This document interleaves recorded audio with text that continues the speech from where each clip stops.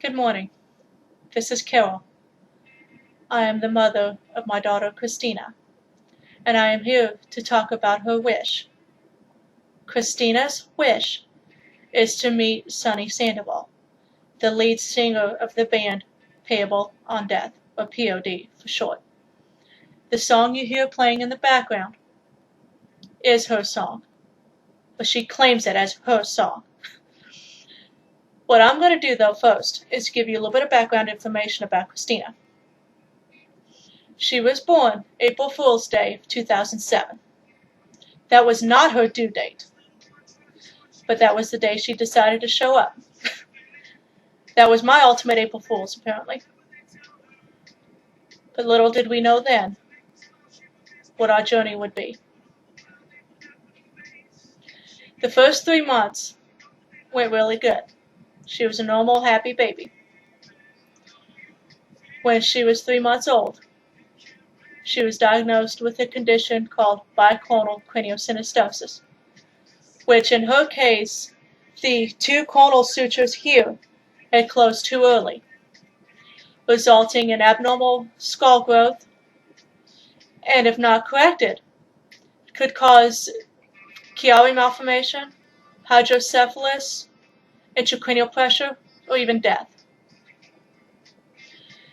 When she was 10.5 months old, that was the first time I had to hand my daughter over for a surgery, let alone a major surgery that took us about 6.5, 7 hours, if I remember right.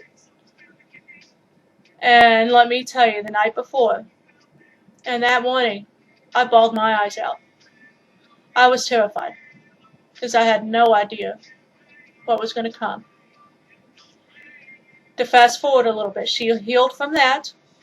We were told that she would probably have a total of 3 surgeries early on.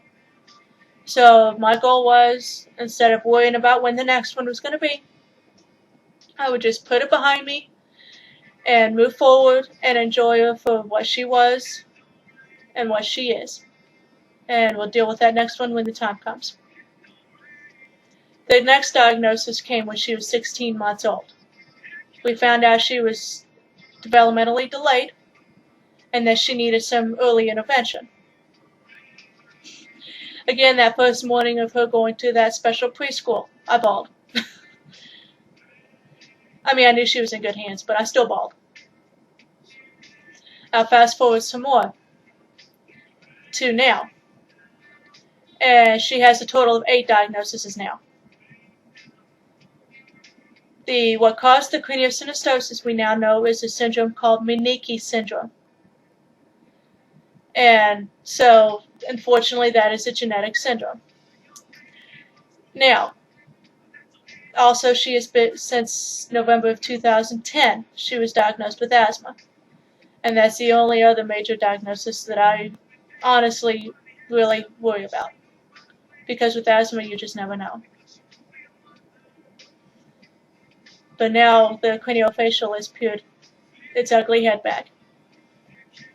In April of 2011, we drove the 6 hours it took to get from Fort Smith, Arkansas, to Dallas, Texas. We were going to be gone for 5 days, including the 2 travel days. This was a routine follow-up. We do this every single year. Little did I know what this trip would be for us.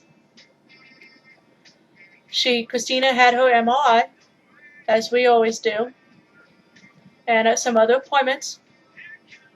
We saw her craniofacial surgeon, and he expressed a little bit of concern about the MRI.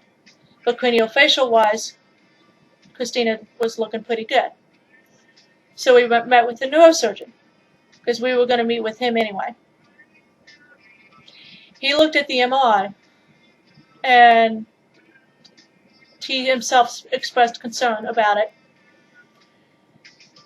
And he wanted us to be admitted at Medical City Children's to have what's called intracranial pressure testing done.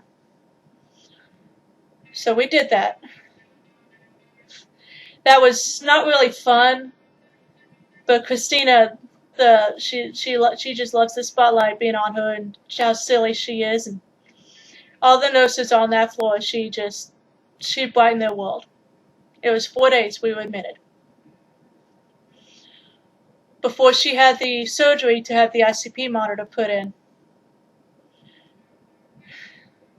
my husband asked the neurosurgeon what it was about the MRI that had him so concerned. He turned around and told us that her frontal lobe, which is the front of the brain, had very little to no cerebrospinal fluid, which cerebrospinal fluid cushions the brain.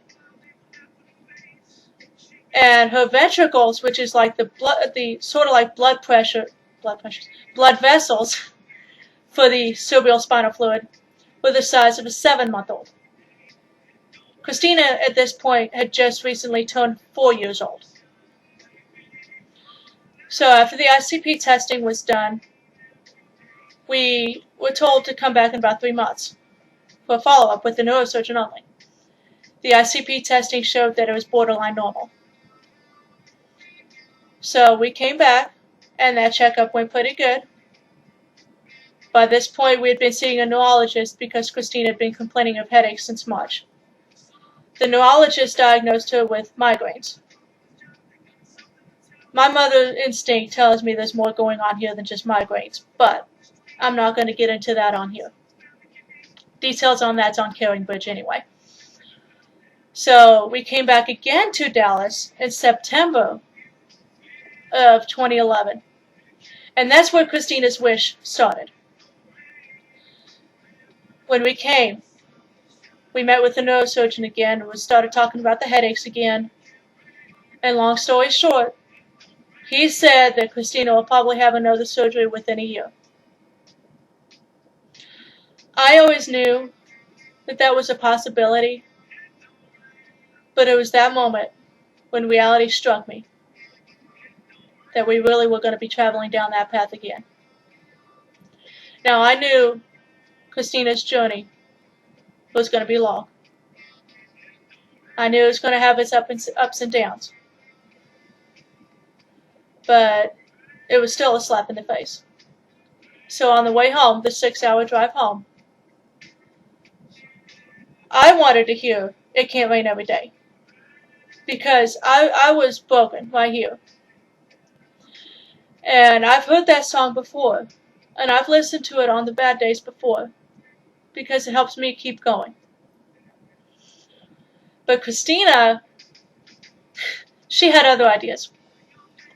She decided she wanted to listen to that song the entire way home. So for 6 hours, we listened to that song the whole way home. Needless to say, by the time I got back towards Fort Smith, I was a little tired of hearing it, but Christina was happy, so if she's happy, I'm happy. When we got home, she wanted to hear it again. So I decided to find a YouTube video of the song, and I found one where it showed Sonny at a concert singing it. She asked me who he was, and I told her that his name was Sonny Sandoval, that he was the lead singer of Payable on Death. The next thing out of Christina's mouth was, "Me meet him." So I figured after all this stuff Christina's been through, and will continue to go through, I wanted to give her her chance to meet Sonny Sandoval. So from that point on, until about November of 2011, I was sending tweets out on Twitter about it. I was posting things on their Facebook pages, on Payable on Death's Facebook page, and on Sonny's. I had not heard anything back yet. So somebody suggested to me to make a Facebook page about Christina's wish. I was a little reluctant at first because I was concerned of what people might think about that. But I decided I'm going to try it anyway, just to see what happens. Well, I started tweeting about that. And one day, this group called The Whosoevers on Twitter asked me about it, and I told them. And so I started following them, and then I started sending tweets to them about it as well, figuring that Sonny might get to see it. Well, over time, Sonny did eventually see that Christina's wish is to see him. And because between my postings on his Facebook page and on Twitter, I told him about Christina's wish, and he posted on there, "Hi, Christina." You should have seen the look on Christina's face when she saw that. I read it to her, and she just beamed. She just beamed. It made her day.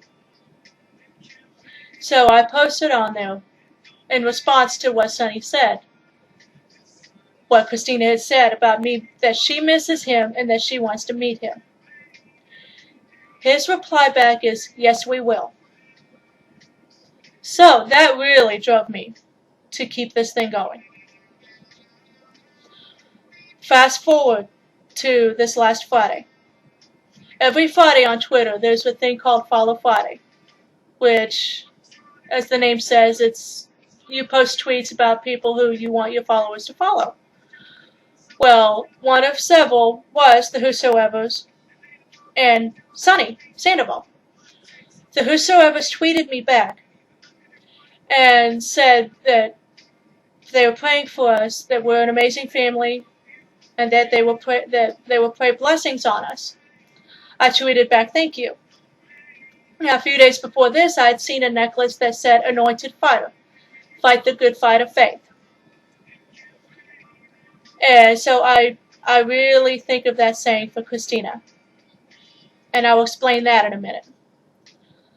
I tweeted that to them. And so then they tweeted to their followers, "Check out this family. Please keep them in your prayers." I mean, it was just a big old tweet about us and Christina. And I thanked them for that. Well, then they tweeted me back asking me if I can come to the Whosoever conference at the end of April. I was floored, because the next thought was like, oh my gosh, Christina might actually get her wish. Because of course Sonny's going to be there. Well, then I found out I was in Los Angeles, California. I'm all the way in Fort Smith, Arkansas. So I tweeted back and said, unfortunately, I would love to do this, but I don't see how. Christina is on Medicaid to help cover the medical costs of what her Blue Cross doesn't cover, and it covers her hearing aids since Blue Cross doesn't cover that. So because of that, money has to be really tight. The economy doesn't help, but... So they said that they understood, and then maybe they can come out this way. Well, this whole last weekend, the whole weekend, all I could think about is just how close we really came. I posted about it in Caringbridge, and I shared about the Whosoever conference, but I reiterated that I'm not asking for help to get there, and I still say that. And as I tweeted to the Whosoevers, yes, that is an opportunity for Christina to see Sonny.